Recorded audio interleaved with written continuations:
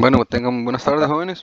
Vamos a hacer la revisión de la guía número 5 del módulo 62, correspondiente a estudios sociales.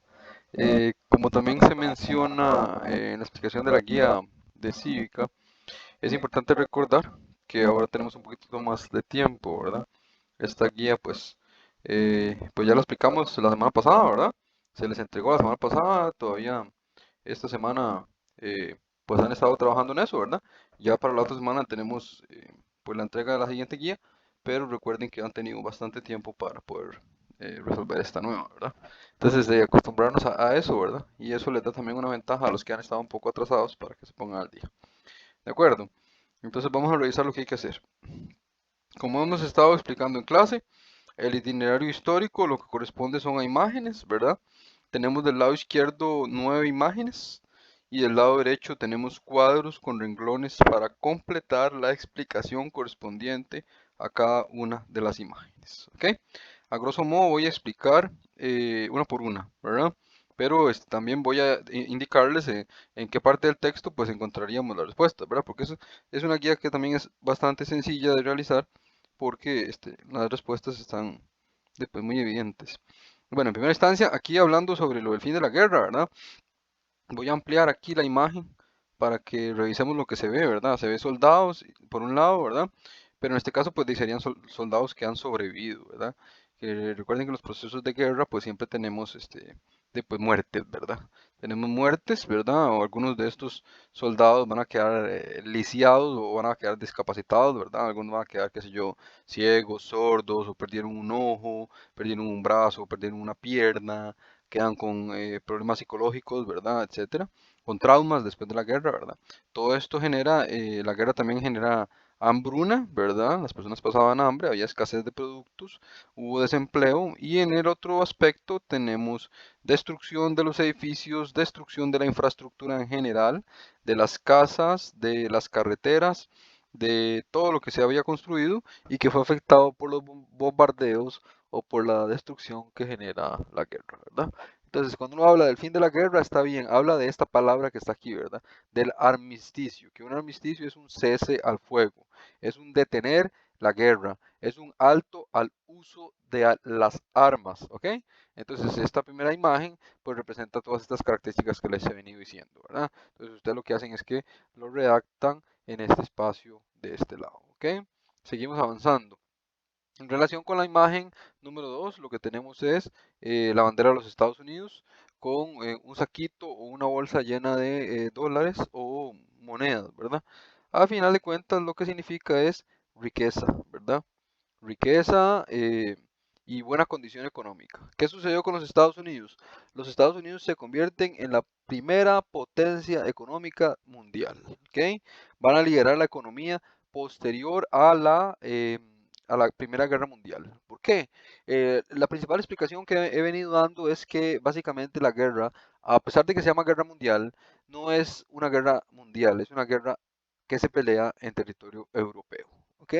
También hay algunos eventos en África, en las colonias precisamente de esos países europeos, ¿verdad? En las colonias inglesas, en las colonias francesas, en las colonias alemanas, pero básicamente se pelea en territorio europeo. En Asia también hay unos pequeños enfrentamientos, pero básicamente lo que tenemos es el desarrollo de la guerra europea.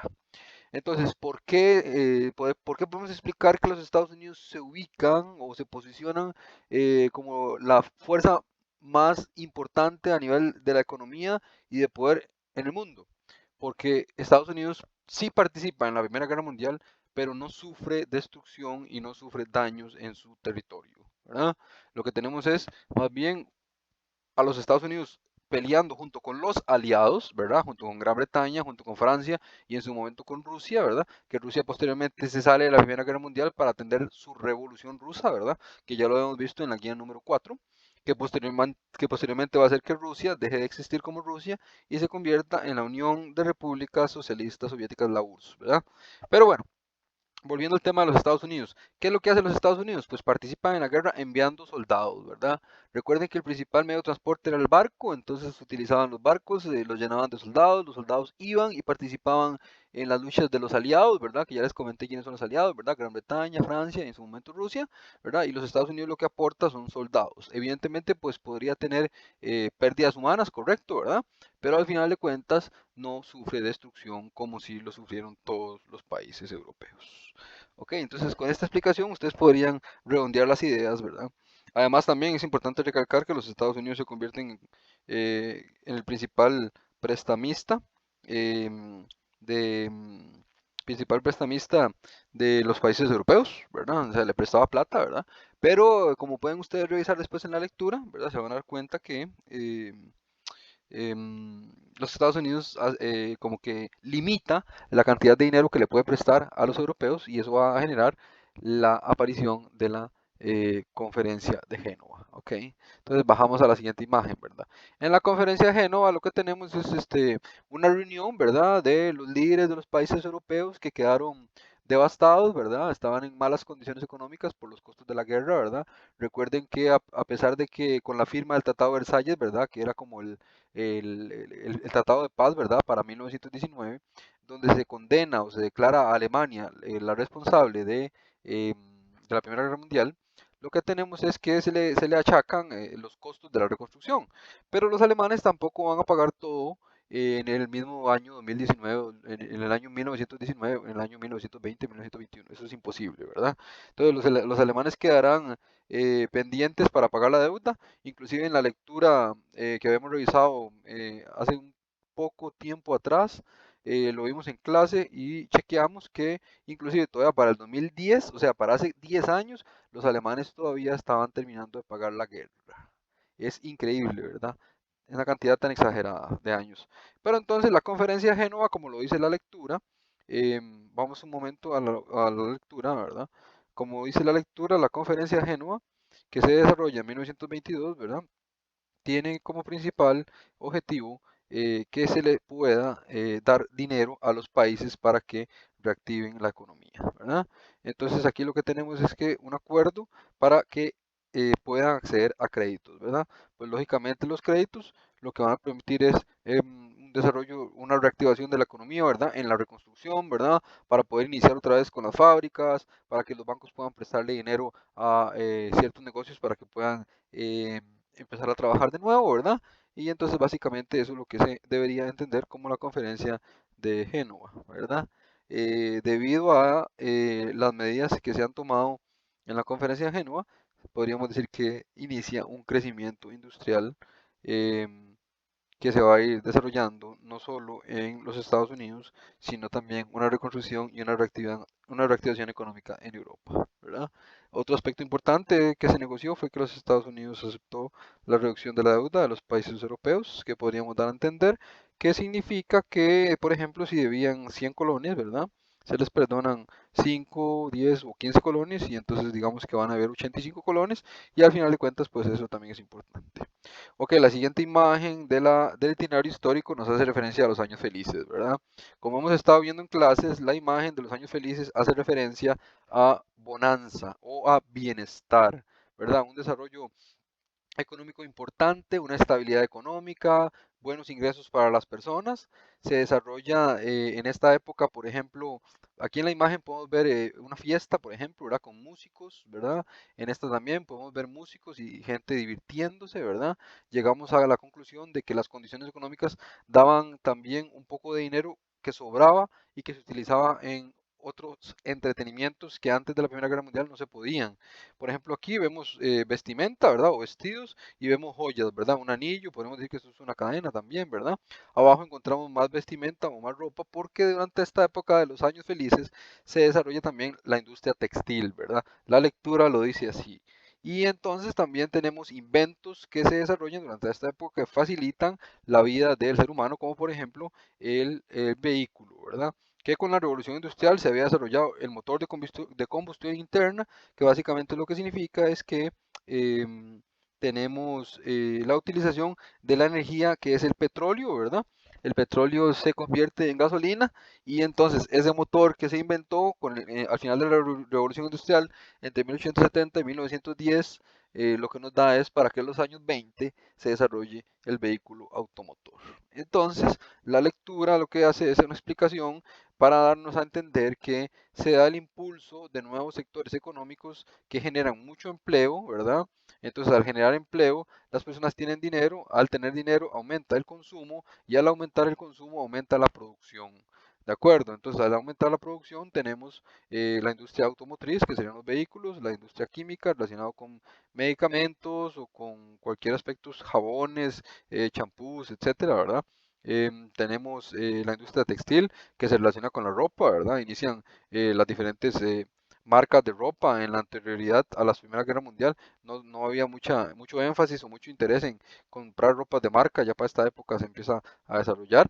El petróleo, como ya les mencioné, que es una nueva energía, los productos farmacéuticos que ayudan a la cura de enfermedades, lo que lógicamente mejora la calidad de vida. De igual manera se crea la electricidad y se distribuye, entonces en los hogares se va a dejar de utilizar velas o canfineras, ¿verdad? Inclusive las chimeneas para ahora iniciar con la electricidad. Entonces, como vemos, hay unos cambios muy positivos para que el ser humano pueda vivir con mayor comodidad. Tenemos el desarrollo de la industria telefónica, ¿verdad? Entonces va también a mejorar la comunicación entre las ciudades, posteriormente entre los continentes, ¿verdad? Y la radio, el cine, los electrodomésticos y la aviación.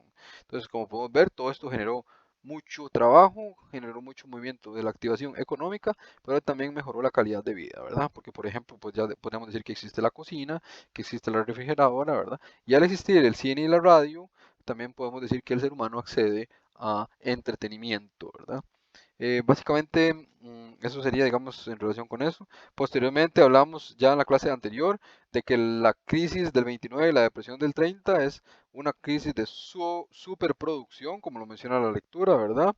Y lo otro que es importante es entender que terminada la guerra, ¿verdad? Terminada la guerra, se da un desarrollo aquí quiero, de mi chance a ver si lo logro. Ok, sí. Marcar hasta aquí, ¿verdad? Vamos a ver, ok, marcar hasta aquí, porque ya en la lectura viene marcado como negrito, ¿verdad? Y si está marcado como negrito es porque es importante. ¿Qué es lo que es importante? Entender lo que era la palabra stocks, ¿verdad? Que en su momento les había dicho que era una crisis de sobreproducción, ¿verdad? Que la palabra stock significaba almacén o bodega y lo que se hace es que de tanta producción que se ve en los felices años 20, se dice que la producción industrial no europea y europea se suma. Entonces, por decirlo de algún modo, no hay un control para detener la cantidad de productos que se estaban fabricando. Se fabrican a gran escala y en gran cantidad, o sea, en masa, y eso lo que genera es que haya una sobreoferta que supera la demanda, ¿verdad? Entonces, la oferta es que existan un montón de productos y la demanda es que la gente los necesite o los quiera comprar. Llega el punto en el que esa crisis de sobreproducción genera la quiebra de la bolsa de valores, ¿verdad? Que eso lo tenemos que explicar, ¿verdad? Con esta imagen del Black Tuesday, ¿verdad? Que el Black Tuesday lo que significa es básicamente que el mercado quiebra, ¿verdad? Lo que se dice de la bolsa de valores es que los Estados Unidos pues sufre la quiebra de valores, la quiebra de la bolsa de valores de Nueva York, ¿verdad? Que es donde las empresas invertían su dinero, ¿verdad? En acciones. Entonces, todas las empresas que tenían dinero tenían acciones, ¿verdad? Las acciones son como por decirles algo como pequeños pedacitos de las empresas o de las compañías, ¿verdad? Entonces, la gente puede comprar acciones. En este momento, si ustedes quisieran comprar acciones, vamos al mercado de valores aquí en Costa Rica y uno verá en qué invierte, ¿verdad? Y en eso que invierte, pues si la empresa está bien, entonces tendrá ganancia. Si la empresa está mal y quiebra, pues entonces se perderá todo. Y eso fue lo que sucedió en la crisis la crisis del 29 y la depresión de 1930 en el Black Tuesday, ¿ok? Y ahí está un poco de la información explicada toda, ¿verdad? Lo de las causas, ¿verdad? Aquí está lo de las causas, ¿verdad? Entonces ustedes vienen y entonces se leen esto, ¿verdad? Para poder ir redactando las respuestas. Posteriormente tenemos otra imagen, ¿verdad? Dentro de el itinerario histórico que es esta, ¿verdad? Lo que habíamos dicho que significaba es Why can't you give my dad a job? ¿Por qué no le puedes dar a mi papá un trabajo, ¿verdad? Entonces, como pueden ustedes ver, la crisis afectó a todas las familias. En este caso tenemos niños manifestándose, ¿verdad? Y entonces vamos a buscar aquí la respuesta, ¿verdad? La quiebra de la bolsa de valores lo que generó fue desempleo, ¿verdad? Miseria, aumento de la crisis económica, problemas para que los bancos pudieran seguir funcionando. Muchos de los bancos también van a tener problemas y podrían quebrar. Ok, entonces después de esta imagen tenemos otra imagen que se relaciona con qué, con largas filas de personas haciendo qué, ¿verdad? En muchos casos podríamos pensar que son desempleados, en otros casos podríamos pensar que están buscando alimentación o que les den comida, ¿verdad? Que les den algún tipo de ayuda del gobierno, ¿verdad? O que pues de ahí están buscando trabajo, ¿verdad? Y entonces seguimos aquí, ¿verdad? Y encontramos, ¿verdad? Que miles de personas se quedan en la pobreza, ¿verdad? Las compañías se quedan sin dinero, se da un despido de trabajadores, ¿verdad? Y es una afectación en masa a nivel no solo de los Estados Unidos, sino a nivel mundial. Que también es importante, todas estas consecuencias que están aquí, ¿verdad? Entonces, a la hora de responder, lo que hacemos es revisar estas consecuencias para redactar algo bien bonito en el sentido de que tenemos que completar la explicación de esta imagen. Y para ir finalizando, tenemos dos conceptos que serían la inflación, ¿verdad? Que la inflación se relaciona con el aumento de los precios y la deflación se relaciona con la disminución de los precios. ¿Por qué aumentan los precios? Porque es un producto nuevo, porque la gente lo está comprando mucho, entonces porque hay mucha demanda del producto, ¿verdad? O porque hay escasez del producto. ¿Qué significa eso? Que si lo he estado tratando de explicar con el ejemplo de ir a la feria, ¿verdad? Básicamente la inflación sería, por ejemplo, que uno llega a la feria y que si la semana pasada estaban vendiendo 7 personas el tomate, entonces si hay 7 puestos, ¿verdad? O 7 tienditas de venta de tomate, pues el tomate va a estar barato. Pero si yo llego mañana a la feria, ¿verdad? Y en la feria me dicen que solo una persona está vendiendo tomate, probablemente al haber escasez de tomate y al ser solo una persona la que esté vendiendo tomate, el kilo de tomate estará muy caro. Con la deflación sucede lo contrario, ¿verdad? La deflación es la disminución de los precios, ¿verdad? Esto se relaciona con lo que sucedió en la crisis del 29 y la depresión del 30, ¿verdad? En su primera instancia, la inflación era alta, ¿verdad? Porque se estaban, digamos, construyendo o fabricando productos nuevos, la gente los necesitaba, la gente pagaba por eso, había bastante trabajo, había bonanza, había bienestar, entonces hasta cierto punto, pues que los precios estuvieran inflados no era tantísimo problema porque la gente tenía mucho trabajo, pero llegamos a la deflación, ¿verdad? Que en media crisis más bien lo que hace es que hay una disminución de los precios de los productos que se estaban vendiendo por una razón, porque no se están vendiendo y porque las personas no tienen dinero para comprarlos. Entonces los empresarios a las fábricas bajan los precios, pero recuerden que esto es un efecto en cadena porque va a significar que no van a poder tener dinero para pagarle a los empleados y tampoco para cubrir los costos de su producción.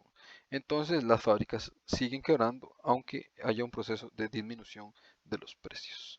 Y por última instancia, ¿verdad? Esta presentación también está en el video, ¿verdad? En el video, perdón, en el grupo WhatsApp y va a quedar aquí, pues lógicamente en el video, ¿verdad? Aquí se explica cómo se da la quiebra de la Bolsa de Valores de Nueva York, ¿verdad? Que es un efecto en cadena, la quiebra de los bancos, la quiebra de los sectores industriales, la quiebra del comercio, la quiebra del sector agrícola, la reducción de los créditos, la gente no podía acceder a crédito porque los bancos se habían quebrado. Y básicamente, pues aquí hay un ciclo, ¿verdad? Que dice que las quiebras generan despidos, desempleo y miseria, ¿verdad? Esto genera que haya bajo consumo, ¿verdad? Porque las personas no tienen dinero para comprar y ese bajo consumo genera que los precios disminuyan, o sea, que haya una deflación. Pero al haber deflación hay una disminución de la producción y hay una lógica y consecuente efecto que sería el despido, el desempleo y la miseria, ¿verdad? Y para terminar, ¿verdad? Solo para recordar entonces que la crisis de 1929, en esto que hemos llamado el periodo entre guerras, se da en octubre de 1929 y genera una crisis económica, social y política en todo el mundo, generando generando efectos que también eh, afectan a la economía costarricense, pero eso lo veremos en un futuro próximo, el año que viene en quinto, cuando veamos la afectación de la crisis del 29 en Costa Rica. Bueno, jóvenes, este ha sido el abordaje de la guía, ¿verdad? Recuerden que esta explicación estará en el video, ¿verdad? Pero ya la hemos visto varias veces la semana pasada y esta semana también en clase. Entonces, bueno, de momento yo me despido y cualquier duda o cualquier consulta, pues estamos para servirles. Buenas tardes y que estén muy bien.